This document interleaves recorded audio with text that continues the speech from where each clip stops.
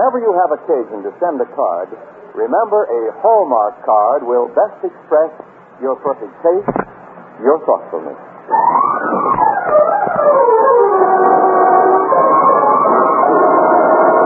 The Hallmark Charlotte Greenwood Show. And here she is, that lovable lady of stage, screen, and radio, Charlotte Greenwood.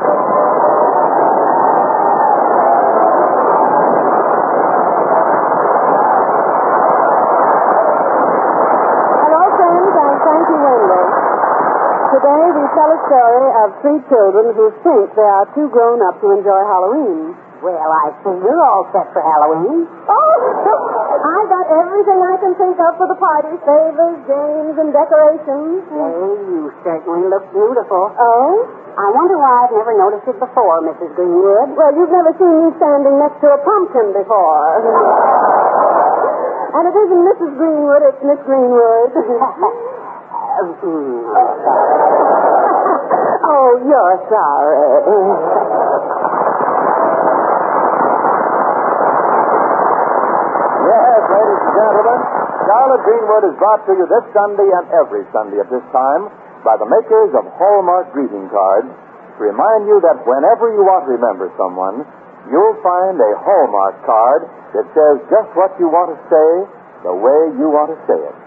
So when you choose a card, look on the back for the three identifying words, a Hallmark card. Yes, don't forget. A Hallmark card will best express your perfect taste, your thoughtfulness.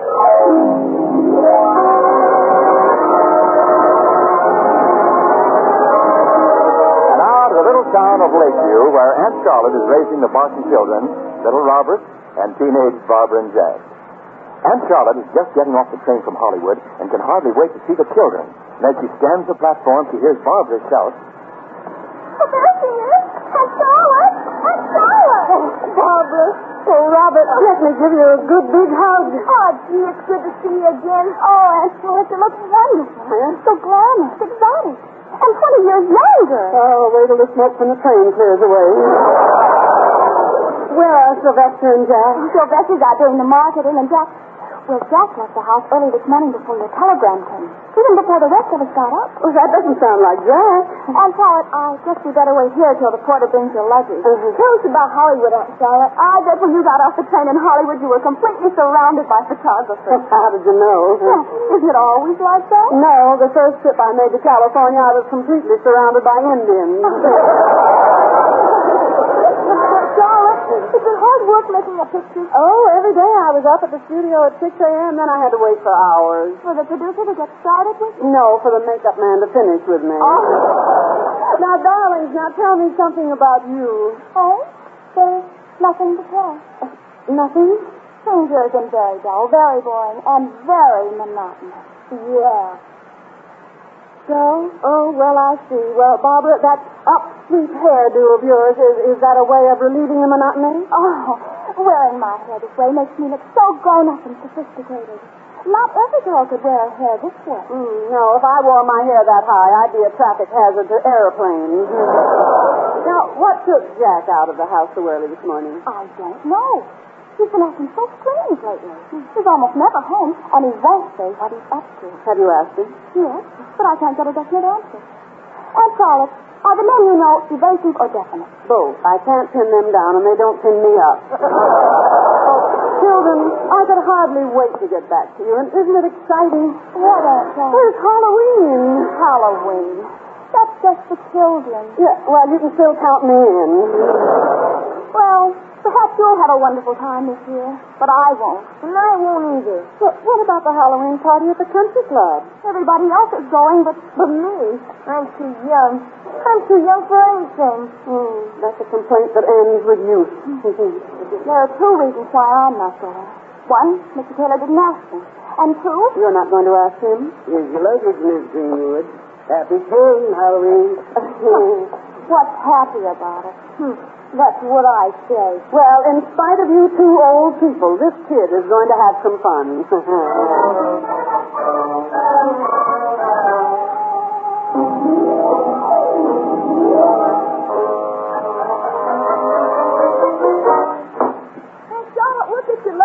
upstairs. Hey, Sylvester, show us all.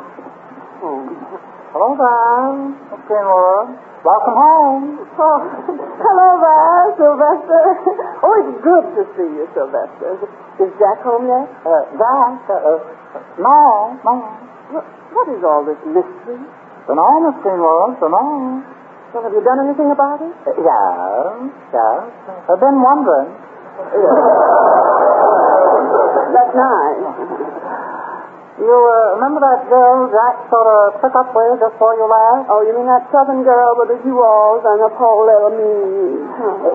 Yes, that's the one. Yeah, Jack's been acting pretty serious. Oh, well, Sylvester, when a boy's 17, it's never anyone interest for very long. Love's very peculiar, Miss Greenwood. Hits some people one way, hits some another. Miss me entirely. Well, now, you see, with Jack, it's different again, Miss Greenwood. All he does is eat. Eat? Yeah, he's always munching on something. For dinner tonight, he wants a rare hamburger with an egg on top, mashed potatoes, macaroni, chocolate pudding, lemon meringue pie, French pastry, and a big bowl of ice cream. What, does he eat the bowl, too? But, Sylvester, that doesn't sound like love. That sounds like a growing boy. But why does he leave so early in the morning? I don't know. Well, where does he go? I don't know. Well, why is he making the whole thing a big mystery? Yes, he is, I know that much. Oh, fine. Well, I'd better get back to the kitchen in case Jack's especially hungry tonight. Oh, Charlotte, I unpacked the things. Oh, thank you, Barbara. Oh, it is grand to be home again. Here? Oh, I should think it would be a lot more fun to be in Hollywood. Something exciting happens there all the time. Oh, my last day in California was the most exciting of all. Oh, what happened? The sun came out.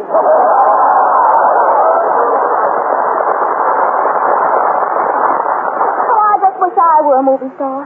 Then Mickey Taylor would take notice of me. I made over my blue evening dress just because he said he liked it. Does he care? And in the meantime, I'm not getting any younger, you know. That's right, dear. An old high school alumnus like you, class of June 1945. Well, let's face it, darling. It's a man's world. It was that way when I was a youngster, and I dare say that's the way it will always be. Now, Barbara, Mickey's head may be temporarily turned by some young flirt, but he'll wake up. He'll realize he needs a woman like you who's been through life and seen things. Someone he can turn to for advice, a woman of maturity and judgment. Well, wouldn't you think you'd know that by now?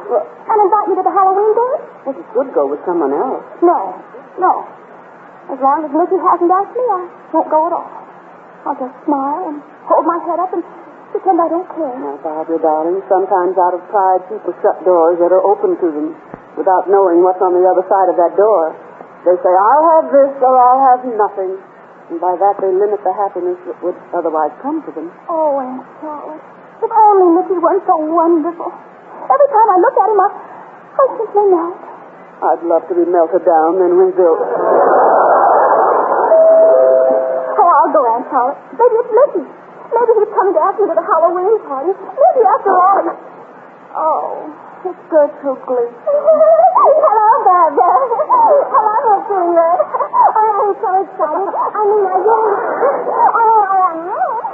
Someone invited me to the Halloween dance, and I mean, he's really someone. I mean, he's really good. I mean, he's a flyer. I mean, he's an ace. He called me his King of Hearts. Oh, Gertrude. I knew an ace once. He called you his King of Hearts? No, he's 10 of diamonds. 10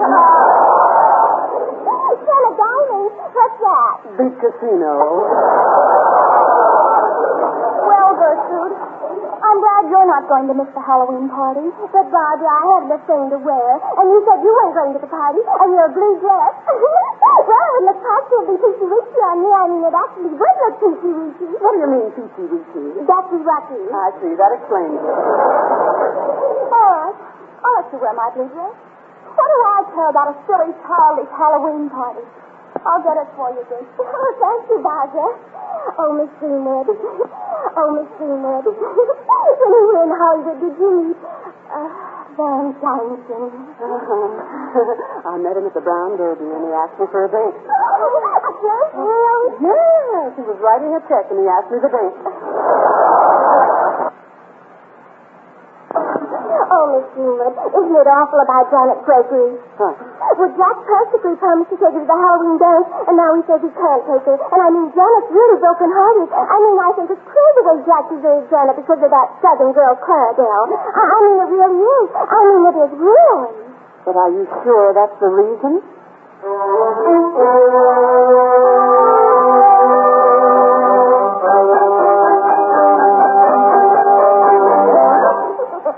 What else happened there, Charlotte?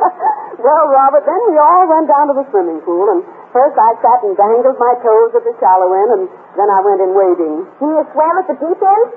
That's where I was wading.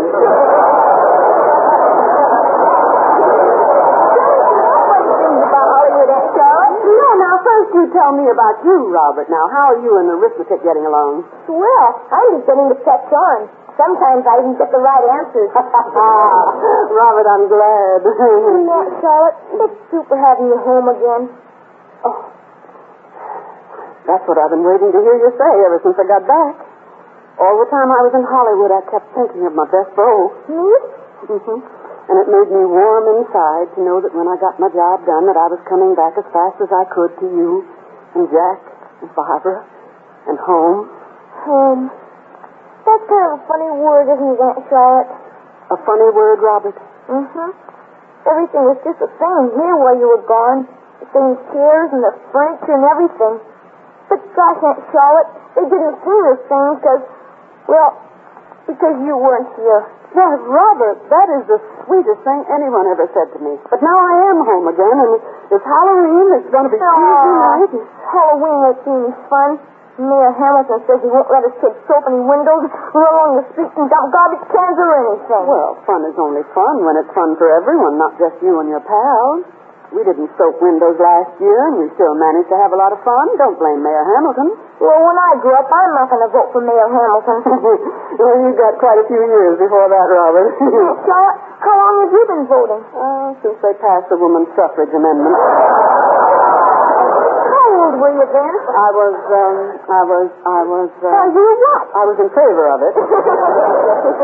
Charlotte, here's Jack. Gosh, Aunt Charlotte. How's the number one down my hit parade? I'm listed on everybody else's. Oh, Jack, darling, I've been longing to see you. Why didn't you tell a fellow when you were coming? I'd have been down to the station with a brass band and a dozen roses. I telegraphed that you left this morning before the wire came. Oh, gee, I'm sorry, but...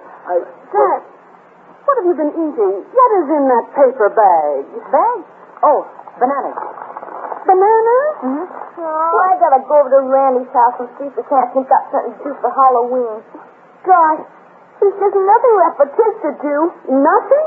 See you later, Aunt Charlotte. Guess I better be going too, Aunt Charlotte. But, Jack, wait a minute. Now, Gertrude Gleason told me that Janet Gregory is very disappointed that you aren't taking her to the Halloween party. I can't take her, Aunt Charlotte. It's just that I feel different about things, that's all. You do, Jack? And it wouldn't be right to take her. I mean, it wouldn't be ethical. When you've given a promise to someone... What sort of a promise, Jack? Gee whiz, Aunt Charlotte, weren't you young once? Yes, but once wasn't enough. Now, about that promise you made. Well, I'll get her, Miss Greenwood. Oh, I'm going anyway. I'll get her, Sylvester. Excuse me, Aunt Charlotte. So long. Sylvester, how long has this mystery business been going on? Dunno, Miss Greenwood. Dunno. Only began to notice a short time ago. Well, Matilda Hamilton said a mother couldn't stay away from her children too long. Don't know what to do, Miss Greenwood. Don't know. Well, I know. As soon as Jack gets off that phone, I'm going to keep those wires hot myself. And Sylvester, we're going to have fun this Halloween if I have to ride a broomstick over the moon.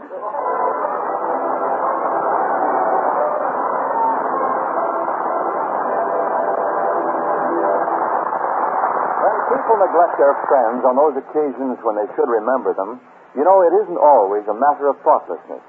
For often people are shy about expressing themselves. Somehow they can't seem to find a word to interpret what's in their heart. Yet a card could speak for them so easily. And at your Hallmark dealers, there's always a card that says just what you want to say, just the way you want to say it. Is there someone you know who is ill, perhaps facing many months in the hospital? Among your dealer's fine selection of Hallmark cheer cards, you'll find a card to convey your own comforting get-well message, or choose a gay, humorous cheer card. A Hallmark wedding card can help you in wishing happiness to the bride. Your beautiful Hallmark card will bring your congratulations in perfect taste. And so it is with the best wishes you want to send on your friend's anniversary or when a certain bundle from heaven arrives. Yes, whatever the occasion, you'll find an appropriate Hallmark card. Make your selection this week. Hallmark cards are on display at America's finest stores.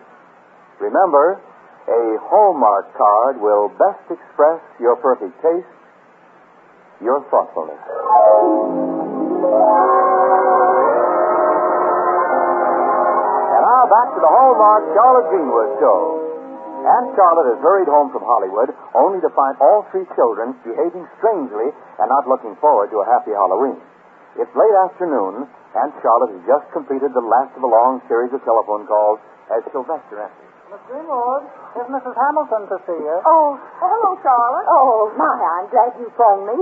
It's so good to have you home again. Hello, Matilda. Well, I'm glad to see you. You know, I've got 1,000 things to ask you. Now, first, let me look at you, Charlotte. My goodness, every time you go away, you come back a new woman. Not you, just recap. Matilda, I want to talk to you about the children, about what's happened, and then about Halloween. Well, now, before we go into all that, tell me something about Hollywood. My, we've envied you the excitement. Those super colossal premieres they have out there. Thousands of fans lining the streets. The first one I went to, a little boy rushed up to me. To get your autograph? No, he wanted to sit on my shoulder and watch. But tell me now about this Halloween business. Well, the mayor is certainly trying to keep things under control. But some of the boys are already building bonfires, moving gates, and kicking coops. Well, I know. Robert is unhappy, Barbara is confused, and Jack has turned himself into a walking mystery. Gotcha, Charlotte. Hello, Mrs. Hamilton. Well, hello, Robert. What's the matter with kids anyway? Can't get a fella to leave the house. Not much of a Halloween. The mayor says we can't have any fun. The fellows are scared. Well, the mayor didn't say we couldn't have any fun, Robert, did he, Matilda? Well, of course not, Charlotte. He just wants them to be sensible. Well, he won't let us have the kind of fun we want to. Well, what's this about somebody being scared, Robert? Oh, Randy's scared. He says there's a lot of goblins and witches flying around his window. He won't come out. I guess they could scare a fella if he was afraid. Yes, Robert, fear of the unknown. Why, that's why our yesterdays never frighten us, but our tomorrows just scare us to death. I'm just scared because I'm scared there isn't going to be any Halloween to scare a guy. Charlotte, that's a lot of fear without any fright. I know, and a lot of goblins without any Halloween. Well, if you'll excuse us, Matilda, Robert and I'll get busy and scare up a few goblins. Yeah, Charlotte. Are we going to have goblins here in the house? Yes, and go and get the bait out of the car, son. There's corn stalks and pumpkins and costumes and a bushel of red apples. I'll help. I have a few minutes, Charlotte. Can I do anything? Well, tell Sylvester to drag that wash tub in here and fill it up with water. Oh, boy. I bet you were going to buy for apples. Well, Charlotte, I'll also dip some apples and put them on sticks. That is, if I can find anything that looks like a stick. Don't look at me when you say that.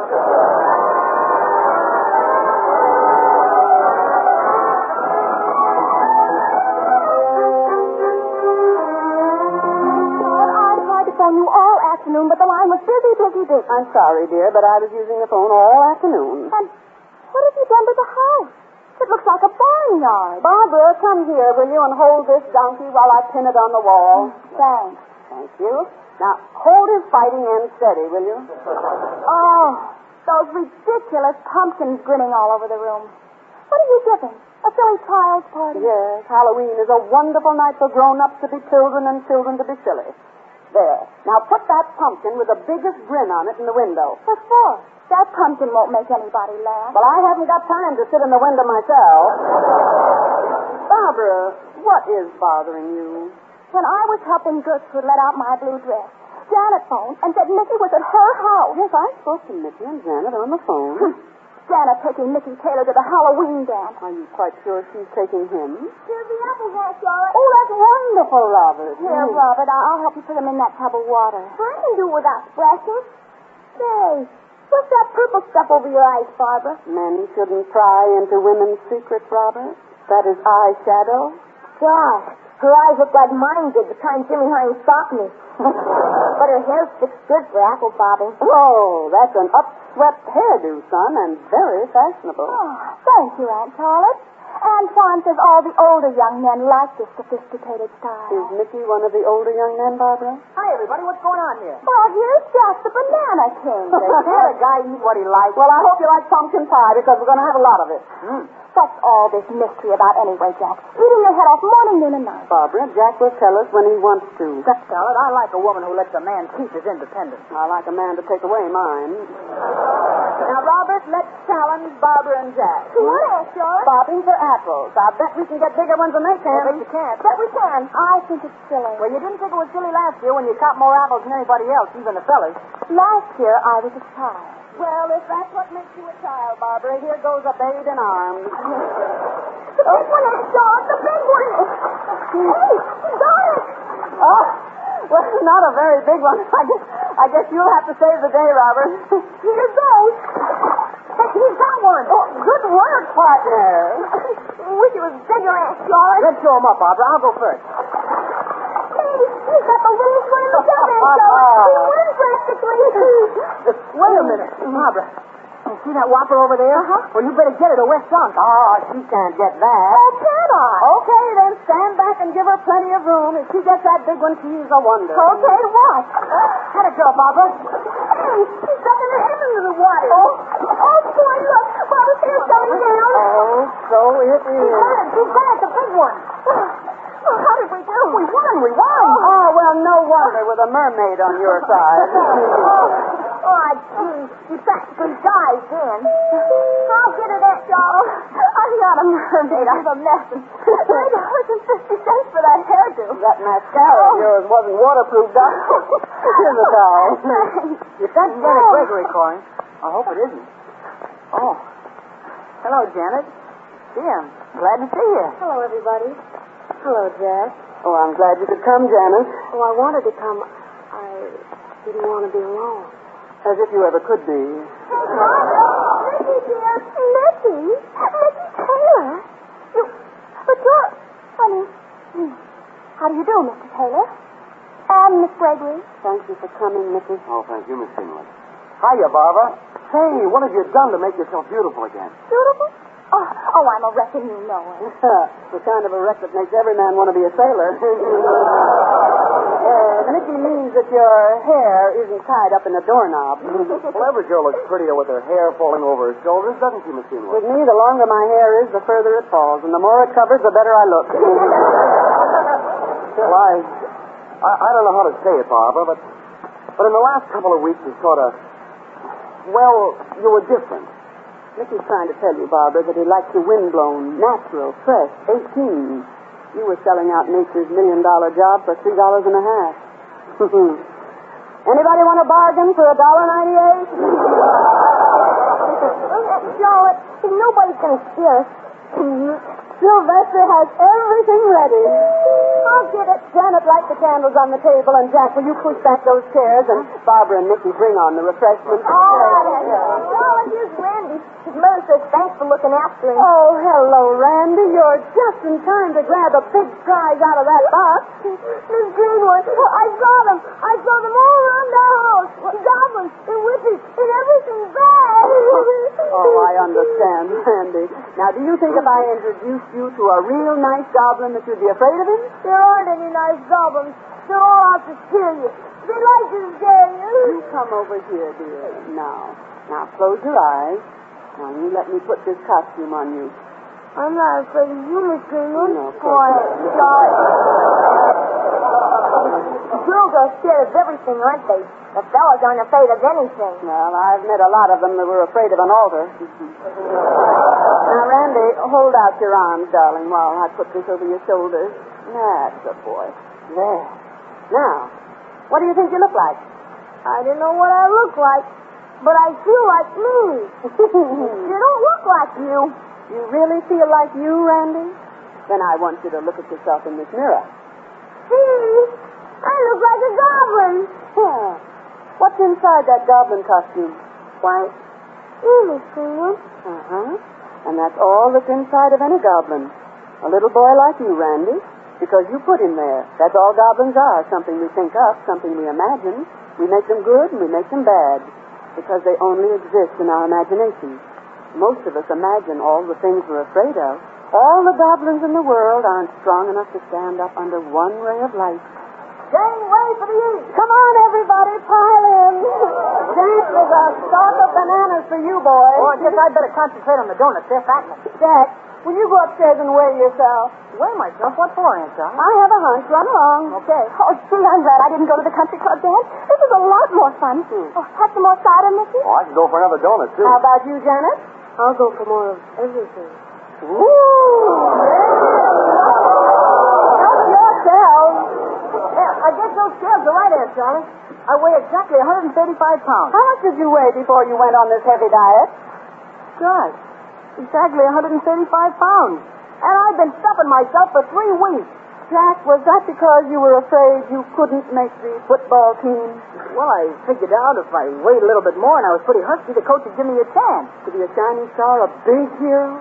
Gosh, everybody likes to be a hero. And like Barbara, like Randy, like Robert, you've been afraid. You were afraid, Jack, to let anyone know what you were doing. Because if you failed, you were afraid to let anyone know you were trying. Everybody would have helped you, but you were afraid to ask. Oh, I wasn't afraid of anything, Aunt Charlie. Yes, you were, dear. You were afraid of the most precious thing a girl can have, your youth. You tried to be somebody else, and as a result, you weren't really anybody. And you, Robert, you were afraid that there wouldn't be any fun for Halloween. But it has been fun, Aunt Charlotte. So has Miss Greenwood. Your fears were the only ghosts and goblins of Halloween. Miss Greenwood, here's a witch's costume. Kind of scary. Oh, Aunt Charlotte, you couldn't be a witch. No, then how come they offered me a job as test pilot in the broom factory?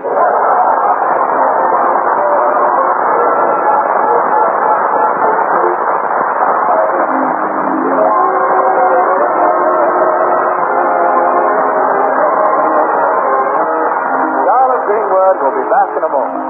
Meanwhile, I want to remind you again, the next time you buy a card for any occasion, look on the back for the identifying words, a Hallmark card. Hallmark. A Hallmark card.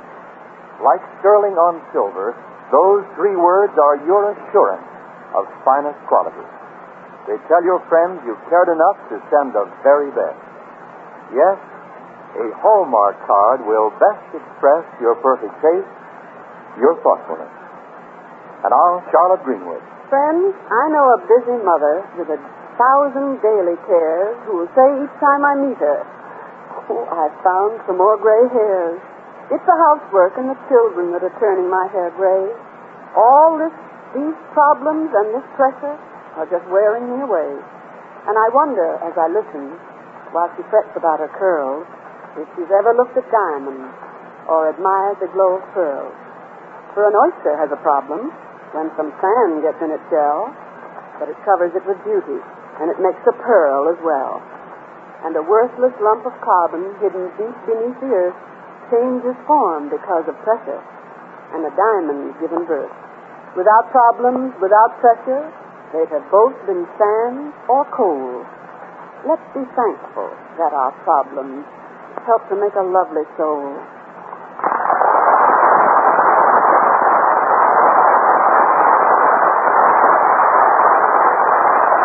And now, until next Sunday at the very same time, this is Charlotte Greenwood saying, so long, friends, until we meet again.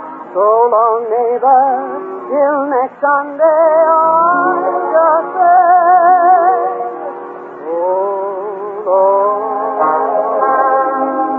so long.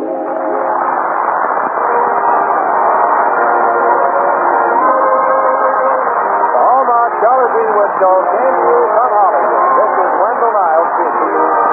The message played by Ian Wolf. The Martin children, Barbara, Robert, and Jack, were played by Barbara Eiler, Bobby Larson, and Edward Ryan.